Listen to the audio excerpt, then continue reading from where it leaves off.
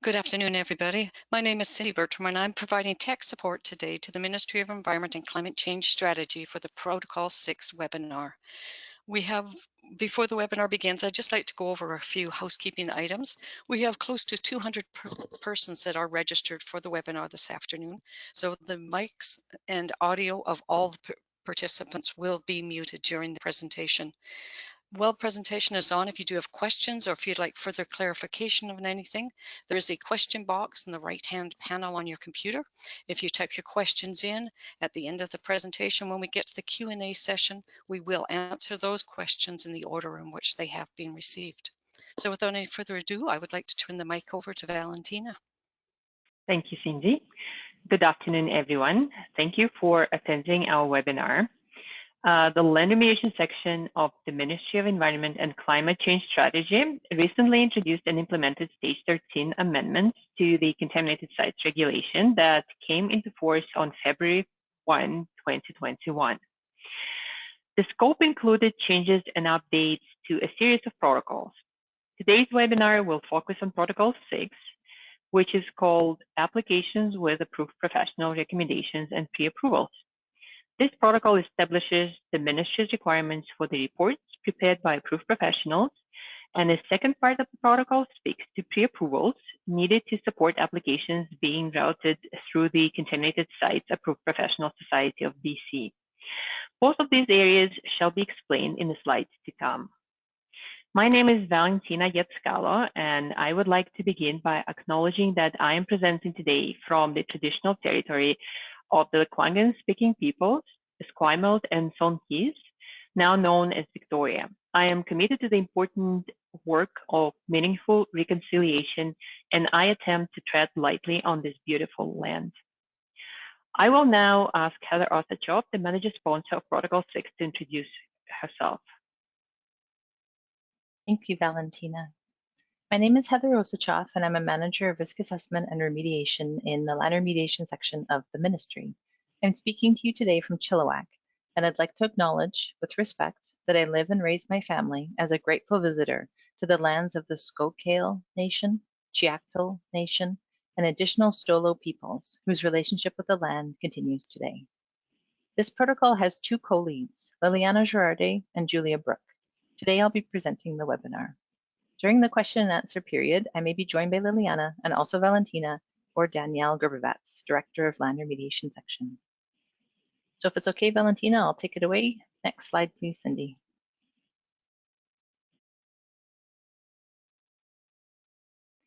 So authorities to establish this protocol come from the Environmental Management Act, or EMMA, under Section 64(1)(d) and 2.0.1.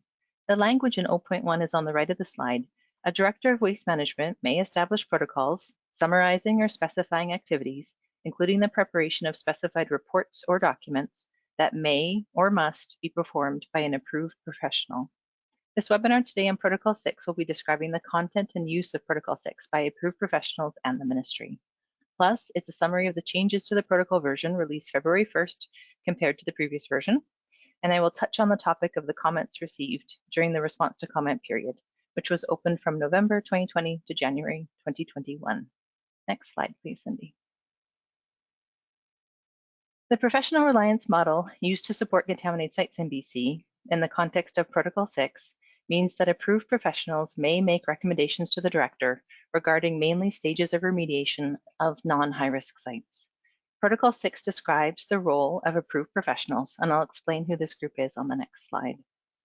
Protocol 6 has two main purposes, as the title suggests. The first purpose relates to applications for ministry services that come with approved professional recommendations. And the protocol describes these classes of activities, reports, and recommendations that are required to be performed, prepared, or made by approved professionals. And the second purpose and later parts of the protocol describe pre-approvals. Approved professionals must seek pre-approval or prior approval from the ministry, where appropriate, for applications that are to be submitted through the Contaminated Sites Approved Professional Society of BC, or CSAP. Now, why is this? It's because prior approval is sought from the director about situations where the Environmental Management Act, or EMMA, Contaminated Sites Regulation, or CSR, and/or protocol requirements cannot be fully met, or doubt exists and assurances are sought from the ministry. This mainly relates to non-high-risk sites. This section of Protocol 6 is meant to ensure that the intentions of EMMA and the CSR are met, even when sites are not under direct ministry oversight. Most critical is that contamination is sufficiently cleaned up and human health and the environment are adequately protected. To add to this, site risk classification is pivotal to the actions of approved professionals and the routing of applications through the CSAP Society. To put it simply, mainly non-high-risk sites are routed through the CSAP Society, and mainly high-risk sites are submitted directly to the ministry. The goal is often to seek a ministry certification document or legal instrument from the director, specifically determinations of a contaminated site, approval in principle, or certificates of compliance, with certificates being by far the most common ministry certification document that's sought, as these support, among other things, local government processes and financing from banks for contaminated sites. Next slide, please. So let's take a step back to go over the professional reliance model, because this is key to understanding Protocol 6. So what is an approved professional? An approved professional is a person with a professional license of an engineer, geoscientist, chemist, agrologist, or biologist, and is added to the roster of approved professionals by the director. Creating a roster or list of APs is an authority given to the director as set out in EMMA. The Contaminated Sites Approved Professional Society of BC, or CSAP Society, is an independent organization that provides infrastructure to support the roster of APs.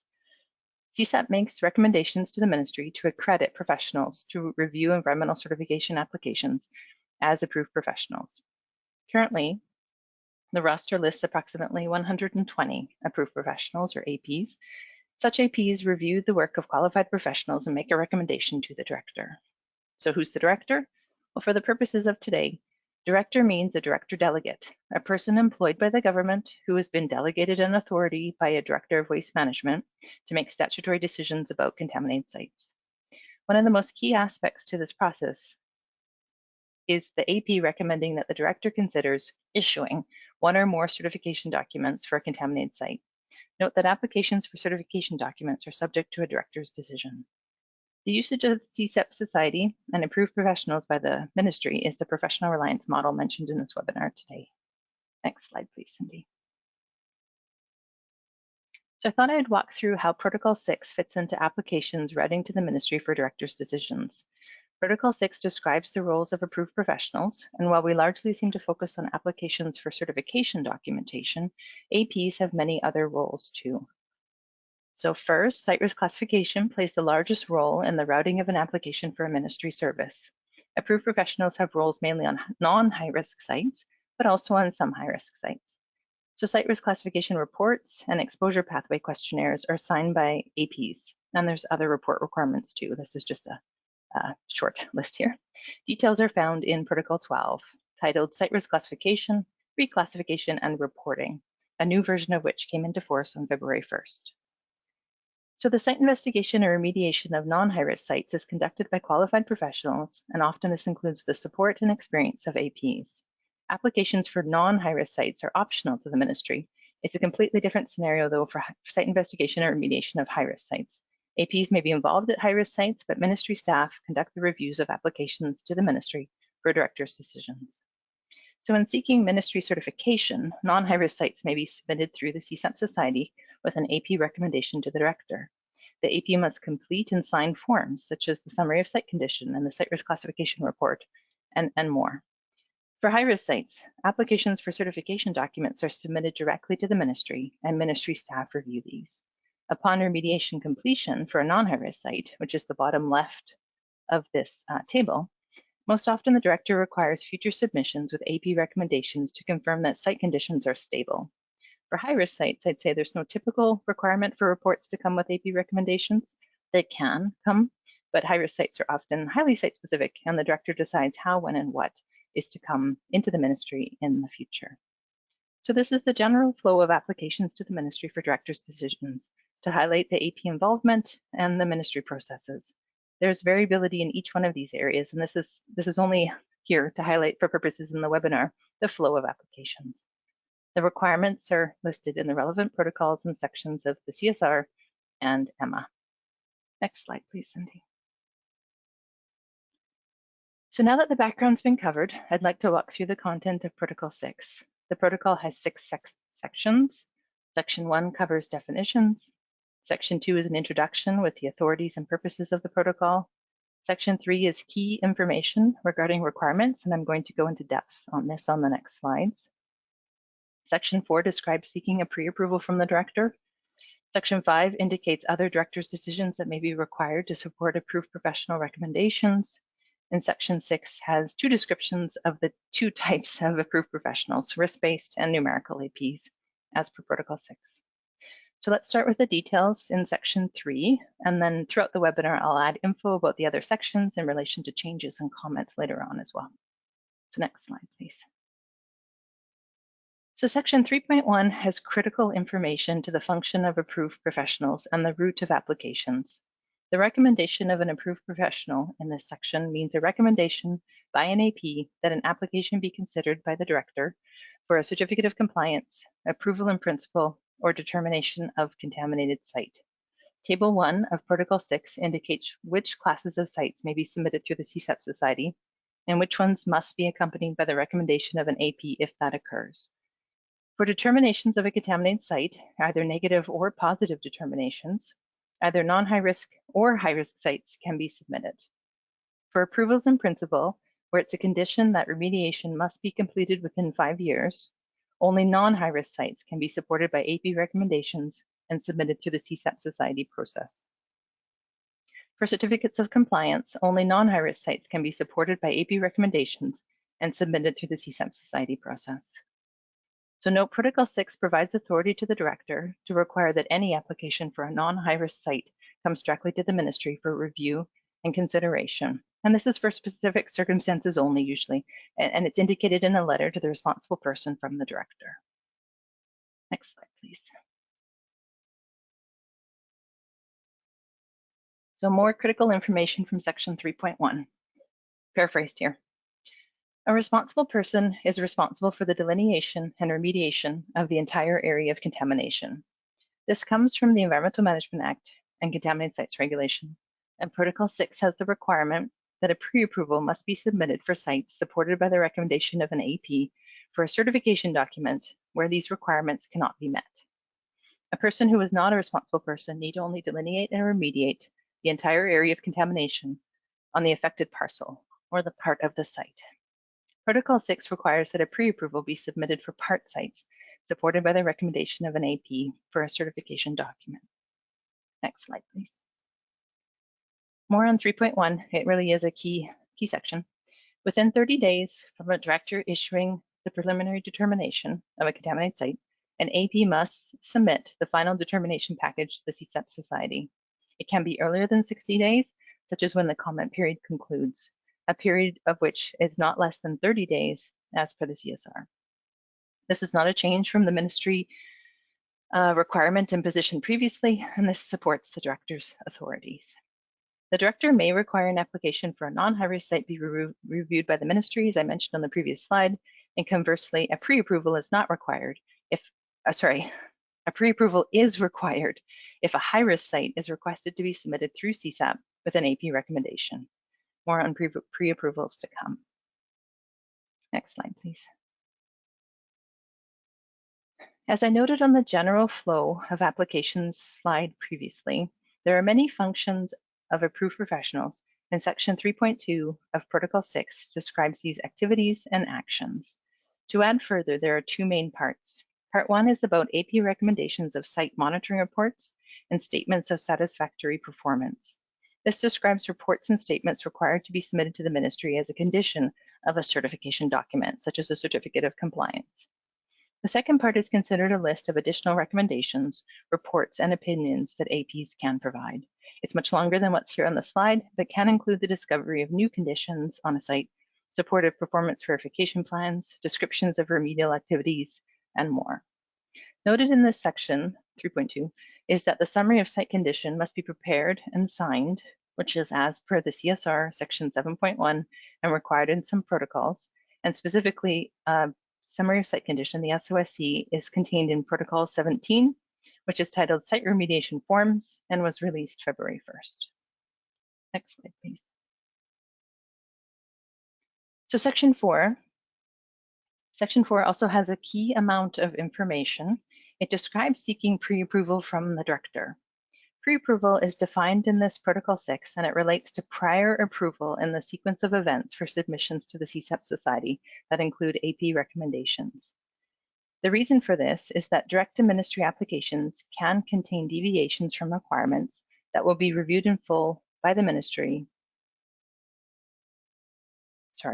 Reviewed in full by the ministry within the application and subject to the director's discretion at that time. This is an opposite concept, though, to deviations from requirements when the submission will be through the CSAP Society. This is to ensure that the director has a chance to consider the situation at a non-high-risk site prior to the ministry receiving a transmittal from CSAP Society containing certification documents for consideration. So the pre-approvals webpage provides commonly encountered scenarios that require application for a pre-approval. As each contaminated site has a unique set of circumstances, there may be other scenarios that will require a pre-approval from the director.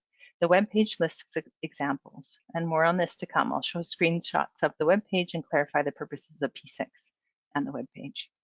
So in short, the authorities for completion of delineation, remediation, responsibility, the entire extent of contamination, and more come from EMA, the CSR, and protocols. Section 4 also indicates that each pre-approval application will be assessed on its content. The ministry is noting that pre-approvals are not a full review of the non-high-risk site information. In other words, they're not a pre-review before an approved professional conducts their review. They're a review of a request for a specific scenario at the site, and the ministry limits its work to that request, so the application must contain all the relevant content. Next slide, please, Cindy. In Section 4, additionally, for the purpose of a municipal permit release, a pre-approval must be obtained prior to requesting a notice referred to in the CSR, Section 6.2. A director's decision letter describing the pre-approval must be included with the notice application package.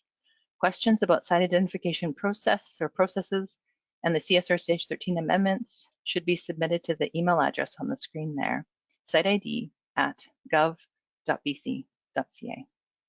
On a separate topic, Section 4 of the protocol establishes that an approval in principle is typically required for scenarios involving remediation in stages. If an applicant is requesting one or more certification documents, for example, certificates of compliance or determinations, for only a part of a site, an approval in principle will typically be required for the parts still undergoing remediation. Please contact the ministry for specific information about your site if a remediation plan will be prepared for a non-high-risk site that is longer than 5 years. Next slide, please. From Section 4, the list of requirements for pre-approvals is the following. Pre-approval is necessary when an approved professional intends to make a recommendation to the director for the issuance of certification documents, and the application will not include full delineation and/or the entire extent of contamination and/or full remediation. There's also other scenarios too that require pre-approval. These are in Section 4 of the protocol. So if de novo derivation of one or more toxicity reference values, or TRVs, is selected in a risk assessment to support an AP recommended instrument, to establish a background concentration for one or more substances in sediment, vapor, or surface water, if the application refers to a parcel currently subject to a preliminary or detailed site investigation order, remediation order, pollution prevention order, or pollution abatement order under the Environmental Management Act, and as linked to bullet 1 and explicitly indicated in the protocol for a part of a contaminated site.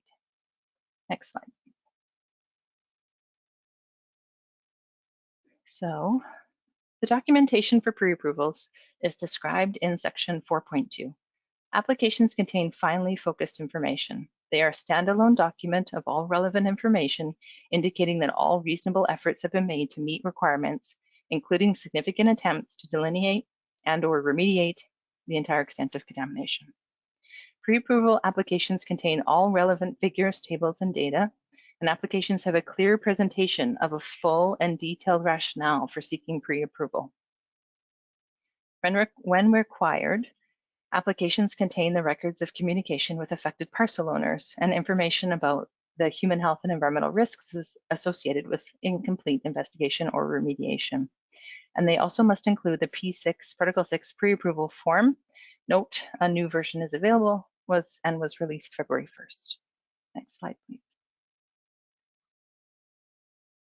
So Section 5 contains information about other authorizations, directors' decisions, approvals, and more that must be obtained prior to AP recommendations being submitted through the CSAP Society.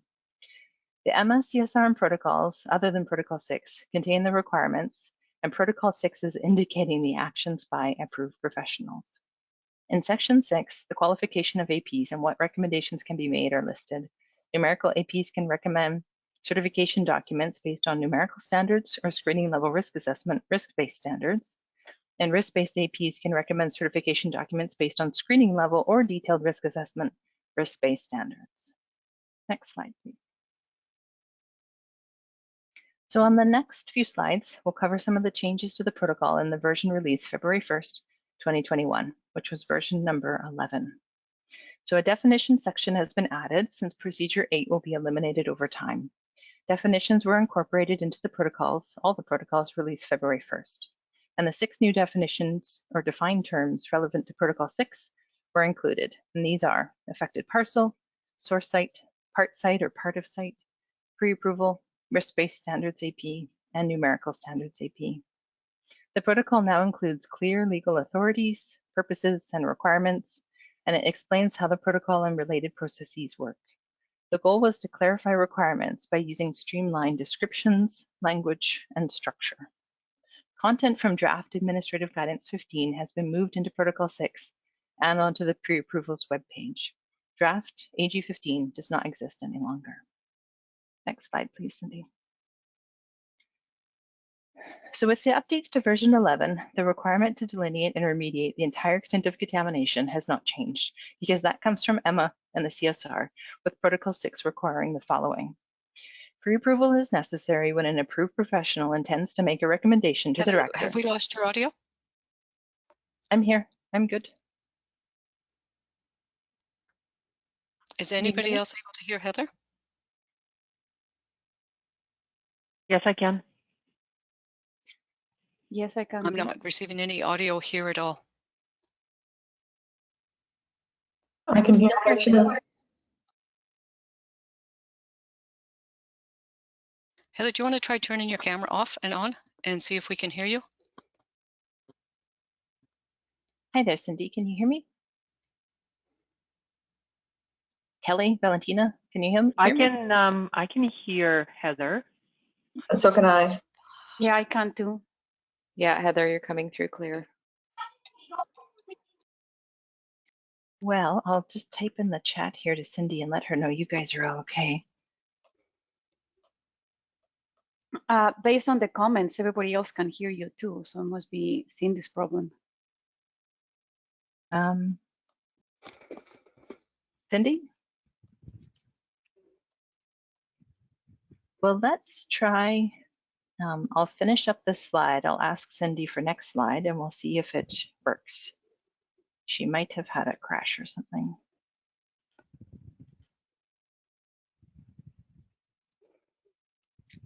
I'm going to turn my camera back on. Okay, I'm getting a, yeah, I think we're okay. Cindy?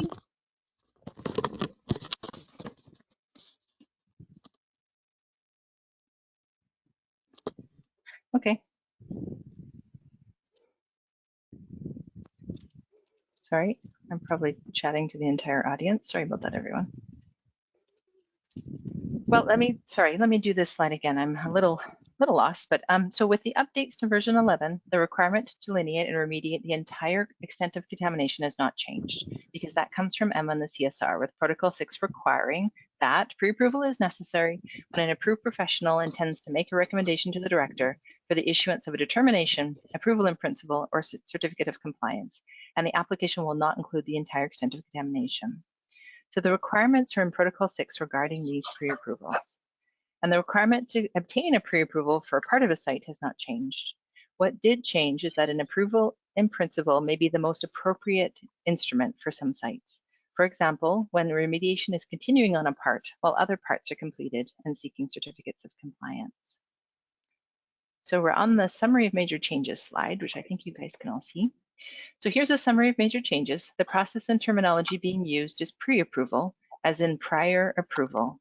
These are director's decisions. The word approvals is still the terminology being used for other decisions on, for example, local background concentrations for substances.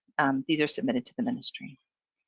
So final determination documents are the responsibility of APs to submit to the CSEP Society within 60 days of issuance of the preliminary determination. And this aligns with the CSR and the director's authorities on making final determinations.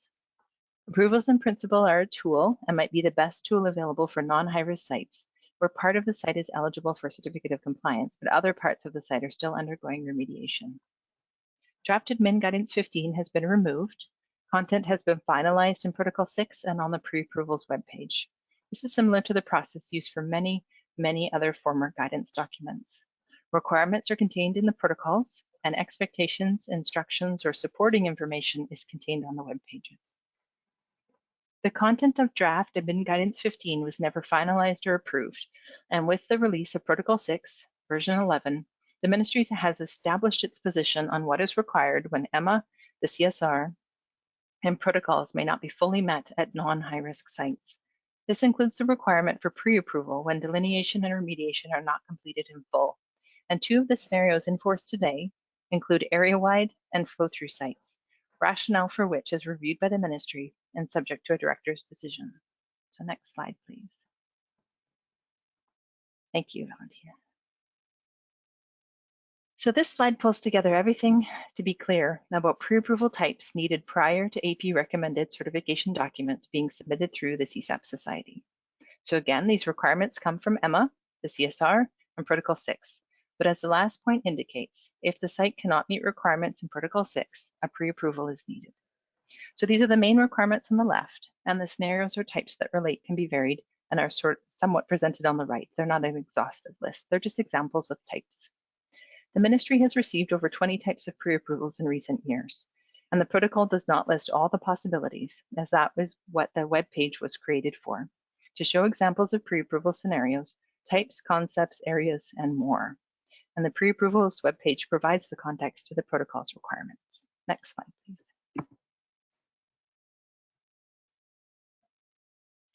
So it's important to leave this webinar with an understanding that EMA, CSR, and protocols such as Protocol 6 set the requirements for approved professionals' work. Other acts apply as well: the Professional Governance Act, the Society Act, and the Declaration on the Rights of Indigenous Peoples Act. So the laws set the requirements for responsible persons, delineation, site risk classification, consultation, engagement, administrative fairness, risk assessment, and more, all areas with AP input or where APs are outright required to be involved. The web pages that the ministry provides are supporting information to the requirements. The pre-approvals webpage supports Protocol 6 with additional information. As I described on the previous slide, the protocol requires pre-approvals. The webpage lists examples of pre-approvals.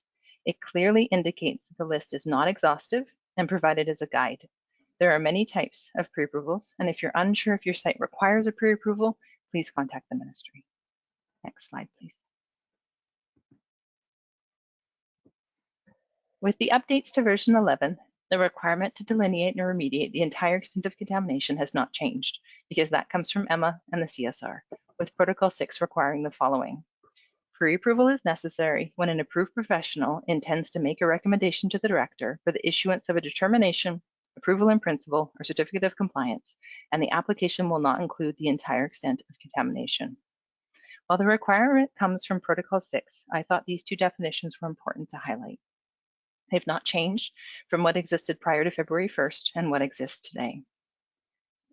A flow-through site includes contaminants have migrated from an upgradient source site or parcel through the flow-through site or parcel without increasing in concentration, and from which the contaminants have migrated further down gradient to one or more additional affected sites or parcels. An area-wide contamination includes contamination in soil and groundwater has been caused by the placement of contamination, including fill, from multiple widespread and undetermined historical sources, with no identified responsible persons, and the site is not a part of a designated environmental management area. Persons who attribute contamination to widespread historical sources must not be the responsible person for that contamination and must not have caused, contributed to, or exacerbated that contamination. Next slide, please, Cindy. Thank you for submitting your comments during the November to January period of opportunity to comment on draft Protocol 6 as part of the CSR Stage 13 amendments. The Ministry received over 40 comments of varying types and topics. Each comment was considered and changes were made to the protocol if warranted. The trends included comments on the definitions, authorities, such as references to EMMA and the CSR, pre-approval scenarios, and the reference to the new pre-approvals webpage. We received several comments of support for the new version, and we thank you for those. There are minor differences between the draft version posted for comment and the version that came into force February 1st. Changes incorporated into the final document included moving sentences around for clarity and honing the definitions. Please ensure you use the final version dated February 1st, and please review this protocol in detail. At this point, we're at the end of the webinar slides, and we have a poll to conduct, please. So please launch the poll, Cindy. So you'll have about 6 to 10 seconds to provide your answer, please.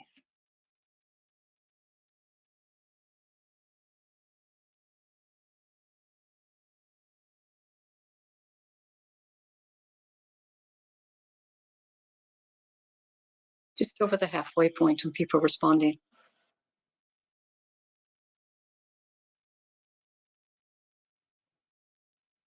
All right, let's close the poll, please, Cindy, and we can move to the next slide. Oh, let's see the answers. Did you want to see the results? Yeah, thank you. Great. Okay, so the definition slide previously appears to have worked. People are understanding that a flow-through site is both A and B. So the contamination must enter your site, exit your site, and be attributed to an offsite source with no contribution from your site. Thanks, Cindy, that's great. So next slide. We invite you to please ensure you've subscribed to the Site Remediation News email service to stay up to date on the ministry's program. Thank you. You can do this using our Site Remediation webpage. And next slide, please, Cindy. Okay, so with that, we shall take questions on Protocol 6. But first, I'd like to note if you have inquiries about Protocol 6, the professional reliance model, applications supported by approved professionals, or pre-approvals, you can submit these to the email on the screen, which is remediationfaqs@gov.bc.ca. And we'll now take a look at the questions. Thank you, Heather. I do have a question for you. I'd first like to apologize for the interruption. Unfortunately, my headphones decided in the middle of the session to not support me anymore. So our first question to you comes from Michael. As each contaminated site has a unique set of circumstances, there may be other scenarios that will require a pre-approval from director. The quoted statement, together with guidance information on pre-approvals webpage, implies that scenarios requiring pre-approval are arbitrary and unpredictable. No direction is provided on what other scenarios may require pre-approval. If pre-approvals may be arbitrarily required when an application is submitted, this would result in unpredictable costs and inordinate delays in obtaining instruments.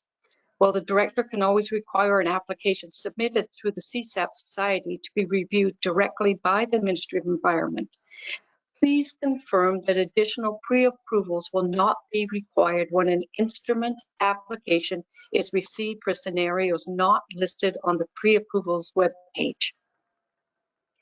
Okay, thank you for the question. It was a long one. I think the short answer is, from my perspective, is that EMMA, the CSR, and the protocols apply. The requirements are listed in the BC laws. So if a submission is going to go through CSAP with an approved professional recommendation and it's not going to meet requirements, it will need a pre-approval. And that is why the ministry finds it impossible to list all pre-approval scenarios. There are just too many out there. If the requirement for delineation, remediation, or full extent of contamination can't be met, which again is a requirement in EMMA and the CSR, a pre-approval P6 will need to be sought from the ministry. And I can't confirm that the director would not require something like that to be a part of an AP recommended instrument, as the director requires the requirements to be met. So it could be that the director, upon considering the entire package, may find something's missing and may require or send back an application. So it's up to the approved professionals to ensure they're meeting the laws of BC, is my my best answer there. Thank you. Our next question. Regarding the 5-year period, what is the process for a site that has a scenario 5 release, but is now anticipated to longer, I believe, anticipated to take longer than 5 years to complete remediation due to delays in permitting and construction? I could start this, but Valentina is actually the manager lead of site identification and releases. So from my perspective, if you have an approval in principle, that is approval of a remediation plan, and the remediation plan is predicted to take longer than 5 years, then you are to submit that directly to the ministry. It's not approved or appropriate or eligible under Protocol 6 for an AP to make a recommendation for an AIP longer than 5 years. So come right to the ministry is the answer to that one. Valentina, did you want to add anything? No, I agree with you, Heather. I think that we do issue letters with conditions about 5 years, and I suggest the same thing. I suggest the same route. Please come to the ministry and we will consider. Every situation is different, and we would have to look at the specific circumstance. Thank you. And thank you to everybody that did make a comment. They were able to hear Heather at the time that I wasn't able to. Several of you did note it. Our next question comes to you from Paul. If an approval in principle is issued for a multi-stage remediation development, would a pre-approval be needed for each certificate of compliance? So thanks for the question, Paul. The answer is no. So an approval in principle, should it contain the boundaries of the contaminated site? And so that would be a legal instrument that applies to the entire extent of contamination. And then from there, a CFC can be applied for each part as it becomes ready, and it's under the umbrella of the AIP, but separate. Either the AIP can be adjusted to carve out the piece of the CFC, or perhaps the AIP is broad enough to also allow for CFCs to be issued for parts of the site. Hopefully that helps. And I do have okay, thank you. And I do have a comment here from Robert. PP and PO orders are, to my knowledge, never lifted, and it is generally indicated that the conditions of the order would have been complied with. Just to be clear, in this situation, a pre-approval is not required. So it's not my understanding, Bob, but I guess if we're not in alignment, perhaps I should take this away and respond after. From what I understand, a pre-approval for a site that's going to go through CSAP, submitted through CSAP with an AP recommendation, and the site is an ordered site under EMA, either a pollution prevention or a pollution abatement. I think I listed a few more on my slides, remediation orders, site investigation orders. A pre-approval is required. Now, if you're not going to submit through CSAP with an AP recommendation, then such a site could be applied for direct to the ministry. So perhaps I will, though, just take that away. And I welcome Valentina or Danielle, if you know the answer to Bob's question for sure, please go ahead. Okay, our next question is from Marion. What if the contamination coming off-site is delineated on your site? We have to take a bit of a guess here what Marion's asking, but I'm going to guess, what is if the contamination coming off-site is delineated on your site? Actually, you know what? I don't think it's good to guess, Marion. Perhaps you could follow up. Are you talking about flow-through sites? Are you talking about parts of sites? There could be a different interpretation of your question. Please type it a little more. Thanks. Our next question is from Tad. So if there is an off-site source, the contamination that's entered your site, it was not made worse, maybe made better on your site, but contamination does not yet flow through and out of the site. Does this site potentially qualify for a flow-through designation? Yeah, the answer is no, Tad. That site would be an affected party. They would be a part of a larger contaminant site. They would not be a flow-through site. A flow-through site is defined as contamination enters and exits the site with no contribution from the site. Just to put it briefly, the definition's a bit longer than that. So when contamination does not exit a site, you are an affected party from the source site. You're a part of a site. You're not a flow-through site. Okay, our next question is from Jeff. If your site has been issued an NOM from an off-site source parcel, what is the logic for requiring a pre-approval of a flow-through? It seems that the responsible party has already been acknowledged by the NOM issuance. Well, so if you're coming direct to the ministry, you don't need a P6 pre-approval for a flow through. If you're going through with a non-high risk site through an AP recommended process by submitting to CSAP, the ministry would like and it requires review of that flow through situation to ensure that as best as possible, the EMA, CSR, and protocol requirements are being met and responsibility is clearly identified. So that, I guess that's sort of an answer to the question there, is that the ministry requires to see these and ensure that as much as possible, human health and the environment are being protected. Thank you. Next question, pre-approval, example scenario 7 on the website relates to confirmatory sampling as per TG1 and TG8. Can you elaborate on the intent of this example scenario so that we can gauge when a pre-approval is required or when one can use professional judgment that confirmation of the remediation has been achieved? Sure. Okay, so the website provides guidance. It supports the protocol by giving a list of examples. Currently, the pre-approvals website lists examples of scenarios the ministry has received previously. And this one about TG1 and TG8, Technical Guidance 1 and Technical Guidance 8 are guidance documents on confirmatory sampling for site investigation and remediation. And so the answer to the question is the ministry has received pre-approval requests about deviations from TG1 and TG8 before. It's not a requirement that the ministry receives a pre-approval for deviations to TG1 or TG8, but it has happened in the past. That happens because people are seeking assurance and confirmation that they can do something alternative, maybe maybe a little atypical. They want the ministry's pre-approval for a non-high risk site, which will then go through the CSAP process. So it's not the intent of the ministry to indicate on the pre-approvals website that deviations from TG1 or TG8 require pre-approval because TG1 and TG8 are guidance documents. They're not requirements. And so, well, I just hope that that answers the question. The protocol states the requirements. The web page is supporting information about example scenarios. Our next question is from Gary. Can you confirm pre-approval is not required for a part of an affected parcel defined by METs and bounds? Can you confirm pre-approval is not required for a part of an affected parcel defined by meets and bounds? I'm not sure I can confirm that, Gary. That sounds like a very site-specific question. A part of a contaminated site that will be submitted through the CSAP process, CSAP Society process with an AP recommendation should contain an application that has the entire extent of contamination covered by legal instruments. If a part of a site is going to be sought, Protocol 6 requires pre-approval for the part of the site. I hope that answers the question. But otherwise, Gary, I invite you to submit that in writing via the email address and I can get back to you about your particular site. Okay, thank you. And Marion did get back in touch to let you know that she was referencing the definition of flow through and that you did answer that for her. So our next question then can be, can you provide some guidance? What information would be required for pre-approval for not delineating off-site fill?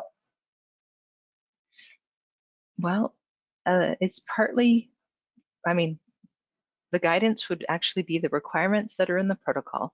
So you would submit a standalone document that pulls together the information, including data, historical information about that offsite fill as best as you can find from records, an indication and an analysis of whether the person who owns the site you're working on is responsible or not for that offsite fill.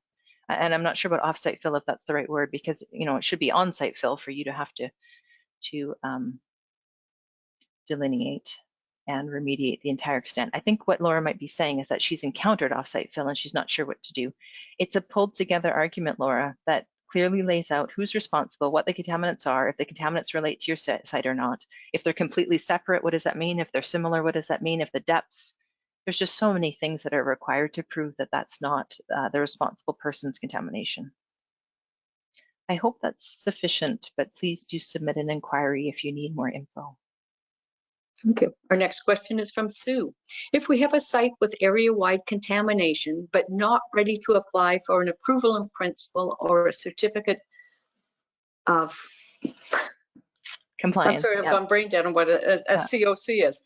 At this point, do we need an AP for the pre-approval not to delineate Compliance.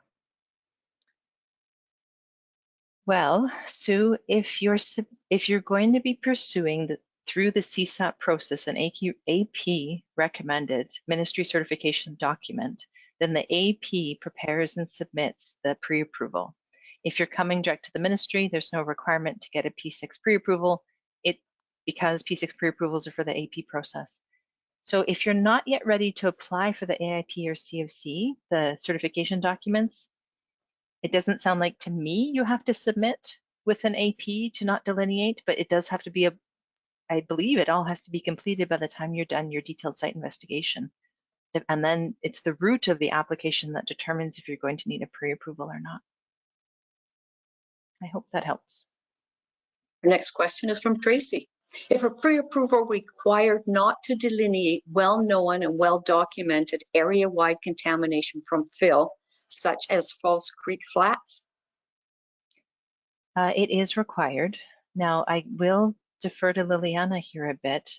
We do have 2 area-wide known portions of the province, and I'm not sure of the boundaries of those. Liliana, could you please help here? Hi, everybody. We don't really have defined boundaries. We know that False Creek was an infield area, but we also know Nanaimo, the Nanaimo waterfront area is also a known historically infield area. The problem is those areas also had industrial activity happening on land.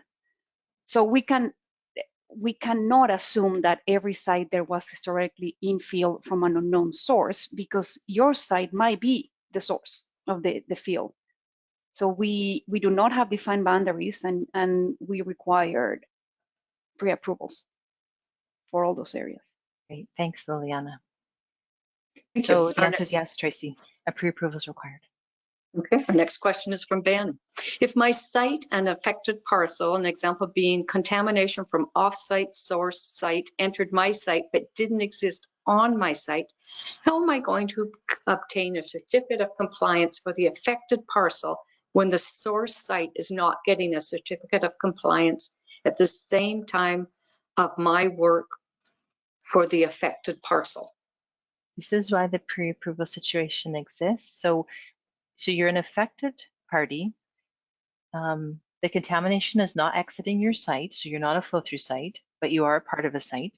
A P6 pre-approval for a part of a site can be obtained because you're going to seek an instrument before the rest of the contaminated site, and that might not even be your client's responsibility. It's going to seek an instrument. So that's exactly what this is designed for, to obtain a pre-approval for a part of a contaminated site before the rest of the contaminated site is remediated or delineated.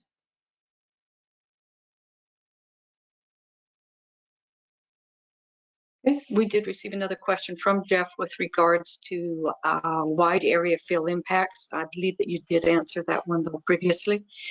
So our next question then would be just to follow up to the off-site fill question. Typically, we see this on city streets. Okay, so off-site fill question. Typically, we see this on city streets. So I think the person's bringing up the topic that you can have, construction materials for streets. You can have pre-construction materials. You can have off-site fill from your site, and it can have exceedances of standards. You'll have to clearly differentiate what is the responsible person on the site that you're working on and what they're not responsible for. And if you have off-site fill, I guess you could seek or should seek a P6 pre-approval. Sounds like this is an area that's coming up fairly often. We may have to just take that away and respond more formally. Our next question then is from Blair. The pre-approval page includes beneficial use as a requirement for pre-approval, but Protocol 13 doesn't indicate this as a required element. Can you confirm whether a beneficial use exemption for Protocol 13 requires a pre-approval? I think I can. So delineation of contamination is a requirement. If you're going to apply the beneficial use provisions in Protocol 6 for delineation and you're not going to delineate or remediate the entire extent because it's due to a beneficial use, you would require a P6 pre-approval. Now, if you're going to remediate the site according to Protocol 1 or Protocol 13, both of which have beneficial use exemptions, you may do that. You do not need to apply for a P6 pre-approval to not remediate if you're going to apply the beneficial use exemptions in Protocol 1 and Protocol 13, or Protocol 13. It's actually an either or scenario. Possibly there's other areas that have beneficial uses and protocols. I'm not able to bring those to mind here today. So I hope that answers the question, Blair. It's a pre-approval if you're not going to delineate. It may be a pre-approval if you're not going to remediate, but if you're going to use P1 or P13, you may. And we have another question for you from Marion. Is a pre-approval required when applying for an instrument for an affected party site? Yes.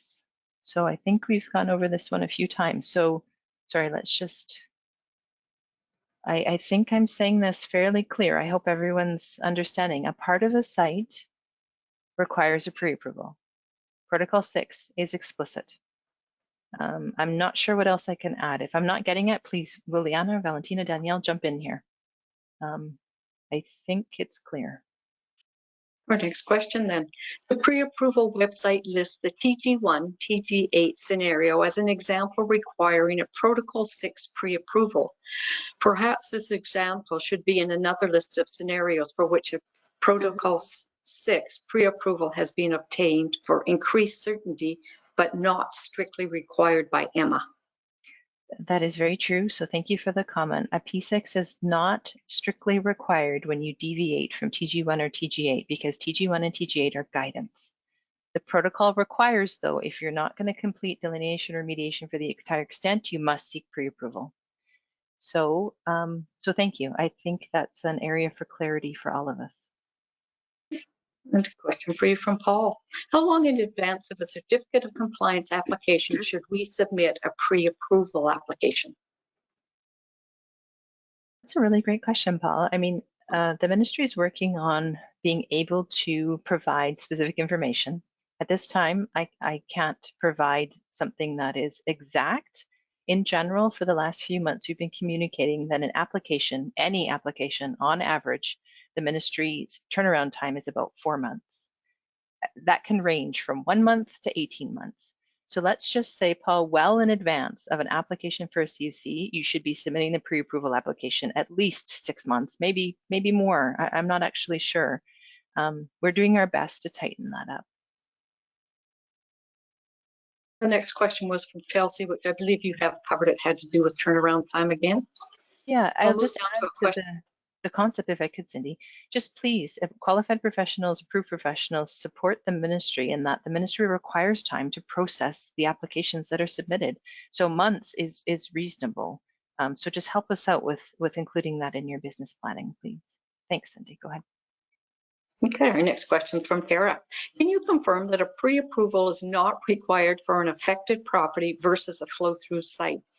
Is it the ministry's expectation that for an affected property, that the affected property owner is only responsible for the investigation and remediation of contamination within their property boundary? Example being for contamination from an off-site source. So I can confirm that it's a requirement of EMA, the CSR, and Protocol 6 that the affected property owner, who's not a responsible person as defined under the Act, is only responsible for the investigation or remediation of contamination within their property boundary. And our next question, for a site that is comprised of a single legal lot, but physically separated into two portions, example being by a road, the roadway is not an ROW, but physically transects the lot, would a pre-approval be required for a site determination, the portion of the lot on one side road? We have been receiving things like this. So the site is comprised of a single legal lot, but physically separated into two portions by a road, or the roadway is not an ROW. The road physically transects the lot. Well, it comes down to who owns the road and if that person's a responsible person or not, and if it's a part of the contaminated site or not. So if contamination is found on the roadway, then it would be included within the boundaries of the contaminated site. And if contamination was not found, then I would suggest the boundaries of the contaminated site would be defined by 2 meets and bounds with the road in the middle. So would a pre-approval be required for a site determination for the lot on one side of the road? I'm sorry, it's just so hard to know. This is a very specific question about transecting a lot, the boundaries of contaminated site, and responsibility. It's pretty hard to answer on a webinar. I think you should probably submit that question and we can provide you a written answer. Okay, our next question for you is from Lori. When specific parameter concentrations apply to a site because of a historical operation, example being iron in groundwater because there was a historical forge operation on the site, is a pre-approval not to delineate required when the iron in groundwater, once it flows off the site, where there are no specific triggers, turning on the need to compare the groundwater to iron? So this is a tricky question, again, to answer on a webinar, and that's because it's about the CSR, the standards in the schedules, and then the footnotes to the standards in the schedules that indicate when differential application of the standards applies. And with iron, there's quite a bit of history in the program's history and with approved professionals about iron and offsite migration. So I suggest that the standards apply as they're indicated in the CSR schedules. I believe offsite migration, or code E10, sorry, I could be mistaken about the code these days, but the code about offsite migration is what applies. So if iron has that code for offsite migration and the responsible person was responsible for the iron contamination, then it appears to be a part of the contaminated site. I think that's the best I can do there, yeah. Our next question comes to you from Jeff. Does the ministry have a forum for communicating these new requirements directly to proponents, landowners, or operators? Or are you relying on practitioners, APs, to disseminate these requirements and the associated timelines and costs?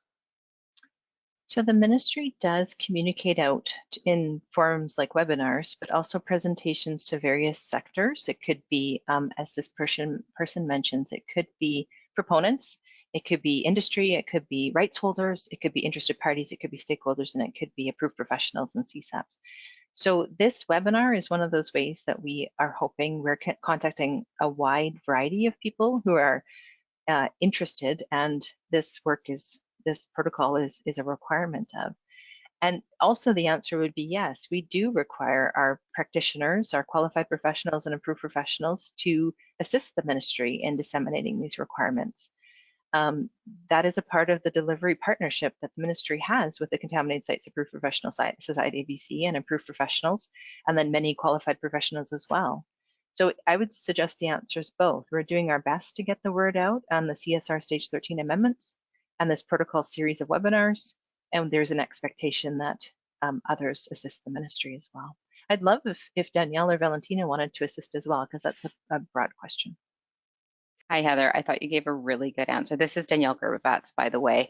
I can just describe for people on this webinar that, and I'm just going to go straight off of the question, does the ministry have a forum? Well, this is, in fact, the very forum. We have numerous subscribers to our site remediation news that includes many different sectors and stakeholders, municipal governments, and Indigenous nations. So we do disseminate our information.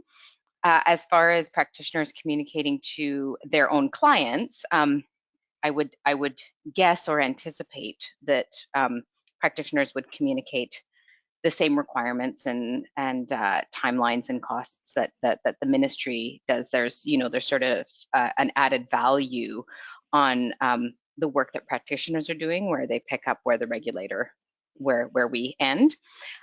Just in regards to conversations that we've had, I myself and ministry executive have had a number of meetings with landowner groups, operators, sector-specific groups over the last number of weeks and months. So we have a very open communication pathway. So I think if we all work together, communicating consistent and similar and accurate messaging, I think that's probably the best for everyone involved in working on contaminated sites.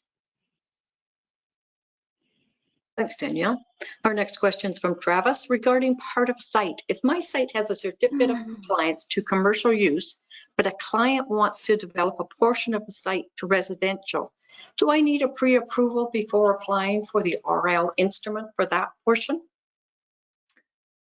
So the requirement is that the entire extent of contamination must be covered by legal instruments. That's what the delineation or remediation requirement means. So I would suggest no, Travis, if the site has a CFC and you're going to redevelop a portion and apply lower standards. So in this case, it has a CL CFC, a commercial land use CFC, and Travis is suggesting it'd be a residential land use on a future CFC application.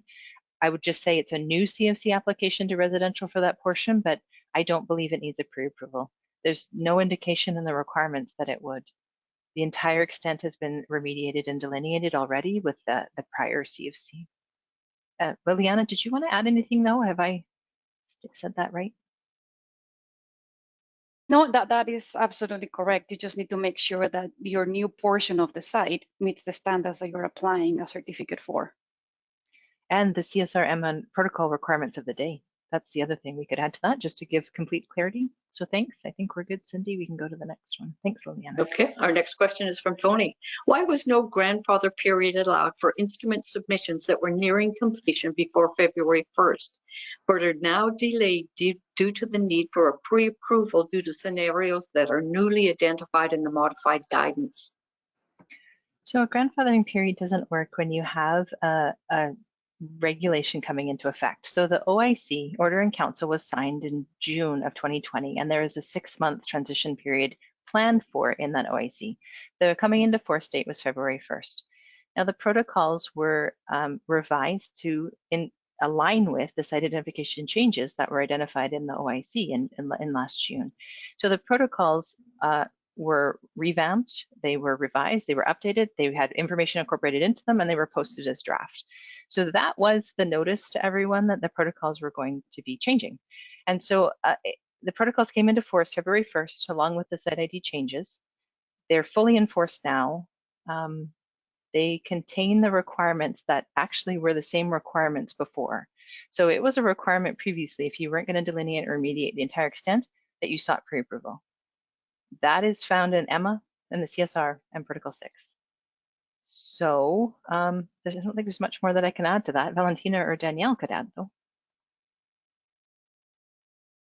No, I think you covered it.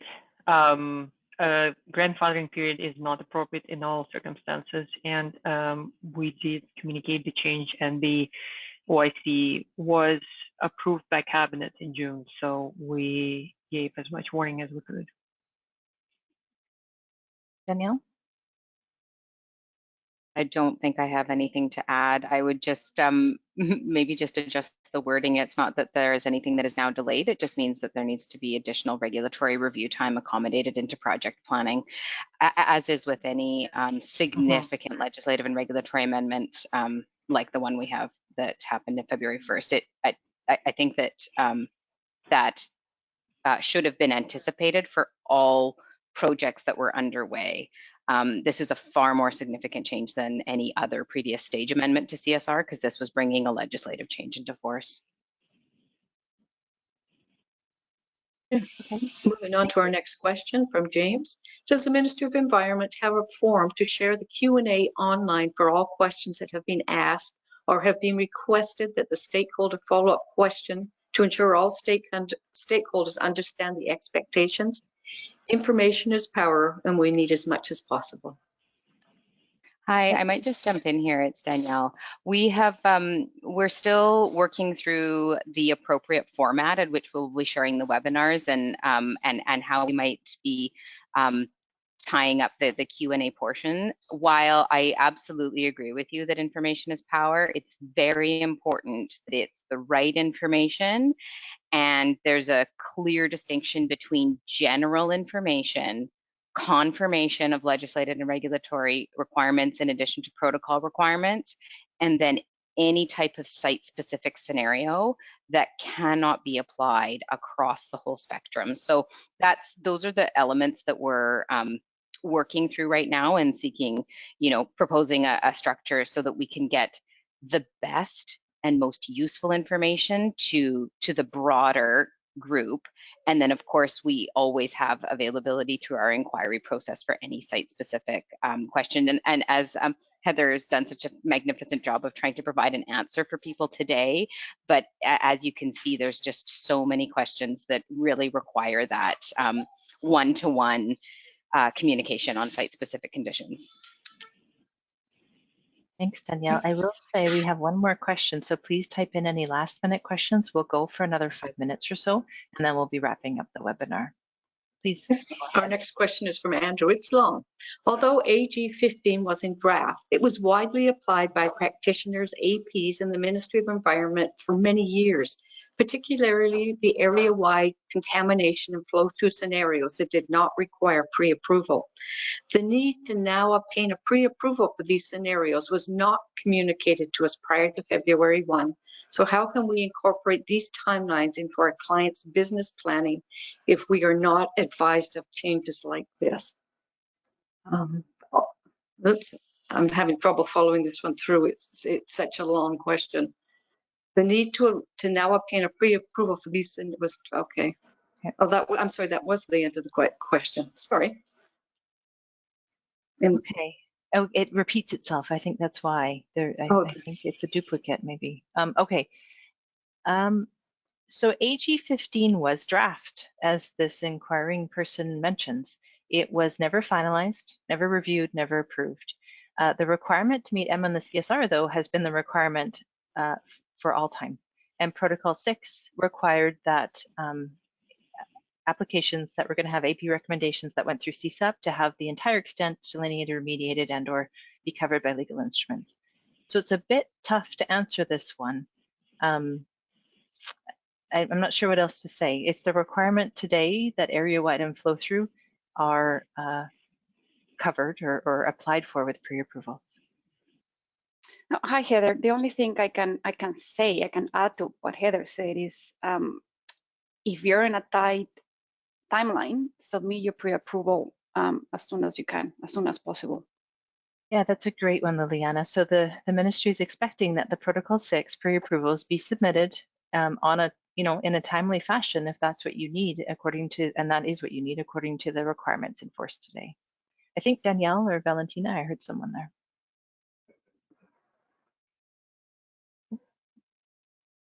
No, moving on to the next question then. The next question is a comment from Lori. The webinar Q&As are actually the way to make sense of the new changes. So we clearly request that the webinars be posted as they were recorded. We fully understand that the questions and the responses are done to the best of the presenters. They have been deferring when the questions may be too specific for the webinar. Hi, Lori, it's Danielle. Oh, sorry about that. And we can cover for Danielle for a sec while she adjusts. Well, thank I you, can Lori. maybe jump in and say that, as we announced before, and we say the same thing after every webinar, is that the recording will be available.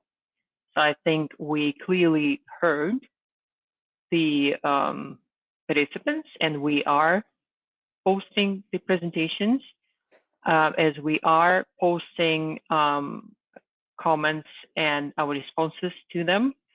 I'm referring to the consultation period. And one thing to note here is that a presenter is put on the spot, and it's difficult to answer a question without knowing specifics. So I would just like people to maybe temper the expectations and do not take our word to the bank, because without knowing the full circumstance and situation at your site, it's difficult to provide fulsome answer. So the best way to answer site-specific question is still through the CSSA. Contributed sites application, service application. Valentina, and sorry about that. So yes, Lori, thanks. We'll take that under consideration, and we'll have to take guidance from how other program areas provide webinars. I appreciate the context that Valentina provided. And another thing that we can do is we can direct this request to CSAP Executive, because there is maybe something that they can pull together to provide for the membership for the types of educational tools that you're seeking, because as we're expressing from the regulatory perspective. We set the requirements and communicate the requirements as far as value added educational tools and materials. We'll pass that feedback along to CSAP executives. So thanks. Great, thanks everyone. Then I think we have we're one at the last question and then we'll wrap it up. Thanks. Okay, the last question comes from Heather. Is the ministry considering a public queue so that we can see where in the queue our application is? It would help in communicating timelines to our clients. As Heather noted, TATs are 1 to 18 months, an average of 4. I would say thank you. I mean, this is an idea we've heard a couple times in a couple of forums, and all I can say is we're working on improving our processes. So the ministry did a survey in about 2018, and we received client as well as ministry staff actually answers to the survey about how we could improve business processes, and we've been implementing those changes, prioritizing the processing of applications first, and then we'll take a look at which steps or processes we might tackle next in order to make improvements. So I will take that one away. Thank you. I think that's it. I think we should probably wrap up for the day. It's 3:10. We've gone about 10 minutes over, and just thank everyone for your time. Thank you for attending today. And we really appreciate the questions, the feedback, and the, the information that was provided. So thanks from all of us at the ministry. And goodbye. Have a good day.